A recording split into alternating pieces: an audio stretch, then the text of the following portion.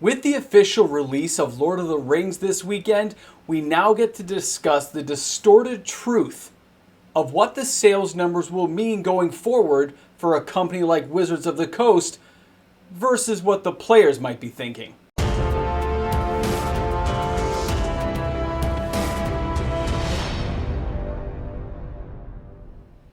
Imagine the exhilaration you would feel being a fly on the wall of Wizards of the Coast's Ivory Tower executive meeting right now after the launch of Lord of the Rings, with them talking about the sales volumes and the success of this product. Welcome back, everyone. MTG Moxman here, and thanks again for hanging out with me on the channel. It would be a real eye-opener for players to be there for an experience like that, because a player views it entirely differently from the company's view. We see a successful launch, we see products we want to buy, cards we're enjoying and having a good time, and right now that company's looking at it saying, how do we replicate this? How do we make that happen again? That's exactly what they're thinking, but not because the players enjoyed it. Because they see the money that just got brought in and they want that money to come to their company. And not only that, they're also doing this. How do we make it happen again? See, I'm turning the other way. How do we make it happen again, but give the player less? Turning again. How do I make it happen again, give the players less, and charge them more money? This is the track record of the company. The last few years they've been doing this sort of product. They get a successful launch, something goes along great for them, and they beat it to death until nobody wants it. This is the history of the company we're dealing with as players. So if you like Lord of the Rings, enjoy it, have a good time, you deserve it. It's an amazing product line. Everyone's having a blast that I turn to. The serialized cards are going off great. Players are excited when they're opening the products, myself included. This is just one of those moments that is going to be, we're going to be living this for a long time, and it's going to have a great nostalgic history to it 10 years down the line. Absolutely. But a company like Wizards of the Coast, looking through the distorted lens in which they look at things, they're going to want to replicate it and find a way to get that money. They're going to see there was money left on the table. There were slices of cheddar that they didn't get access to, that now the distributors are going to upcharge the stores to buy it. And they're like, we left some. We knew it was expensive, but we could have gone a little bit further. This is the wrong attitude for a company like this to have after 30th anniversary. But because we've seen them do it in the past, we know it's going to happen again. And in case you guys needed examples, in case you haven't been around long enough, all you have to do is look back to foils. Foils used to be super hard to get. When Wizards of the Coast saw that players valued foils, they started putting them into everything until foils don't matter anymore. And the card quality got worse and worse for foils, and nobody cares anymore. They usually nowadays prefer just flat cards that aren't going to curl. Forget foils entirely. Now, if you need another example, we can look to Battle for Zendikar. Remember, after Unhinged and Cracked and stuff came out, they had those full art lands. Players went nuts for them. So Wizards saw the money sitting there in the secondary market and said, we got to make that happen. Along comes Battle for Zendikar, and the fat packs had those beautiful pack lands inside of like 80 lands or whatever.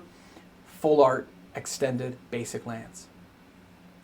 And then Wizards did it again and again and again until you see it in basically every set nowadays, and they're worthless, nobody cares, and they're not special anymore.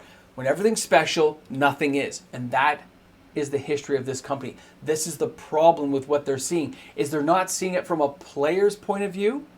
And I'm sure even people at Wizards of the Coast may be telling Hasbro, you got to keep to this kind of thing, like we got a good thing going. And Hasbro says, make me the cheddar, make me money, feed me. And that ruins it for everyone. It ruins the experience the next time it comes around. I can picture Wizards of the Coast right now saying, how can we revamp the lineup and get to the next best thing and make more money for the company? What can we do to make it happen? This is like a dinner bell going off saying, success! And they want to get at it. And I understand that. I understand how the company like that might feel. But what they need to do is put on the brakes, draw it back, and look at how a player may feel about how things are going. Players still said this was an expensive product. There's only a finite amount of money available for players to buy these products. It's finite. We have a lot of other bills in our lives, and although it's a great experience, it's still a finite amount. The Gambler's Premium did bring it out in players to go after this stuff, but if you keep doing it, it loses that special feeling, and then nobody cares. So they got to be careful with how they handle this.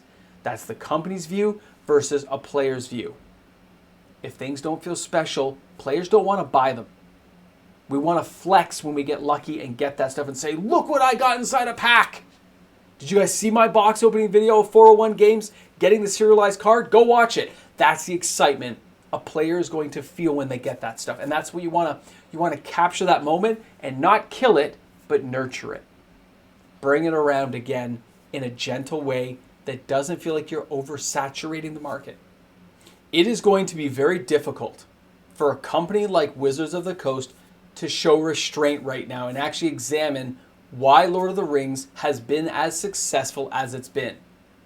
And they're probably about to get another hard lesson about what happens when a set like this really goes off well. There's only so many cookies in the cookie jar. There's only a finite amount of money players have to work with. It didn't change just because they like this set. It's the same amount of money coming from the same pot. That means chances are the next set that they release is not going to go well. And what is that next set?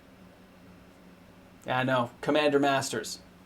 It's probably going to hit a roadblock. It's going to stall out, and it's not going to be as successful as they originally intended. It'll probably all balance out. But the price point they're going to be seeking for that product will not line up with the players' view after Lord of the Rings. Players have really become invested in Lord of the Rings and spent a lot of money buying this product. And when we take a look and examine Commander Masters in the next couple of weeks, and we see the cards start being spoiled and all these crazy things coming up, it's not going to have the same feel. It just can't because it's all reprints, except for a few new cards. Still expect the Commander decks to do well. Individual single sales will go well. But for players who are looking for the serialized card, looking for the lottery high, the Willy Wonka thing, that's not going to be replicated as easily inside of a Commander Masters product right now. It's too close together. Players aren't going to view it, and that means the revenue that Wizards of the Coast is expecting in their Destroyed Lands, this is going to be successful. It's not going to happen for them. It's not going to be the same feel. And again, you'll be up in that ivory tower saying, where did we go wrong? Why isn't this working? Lord of the Rings was amazing, and it did so well, and now the sales are like halfway.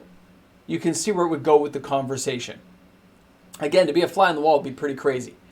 But this is the hard truth of what they're facing. They're not like they're engaging players to see what they actually expect from these products. They're going to LGS levels and stuff. They're not doing a polling question to figure this stuff out. So they're just going to keep yelling into the same tunnel to each other about the direction of where things should go. And you're going to hear the same answers echoing back, which leads to the same results we've already been talking about.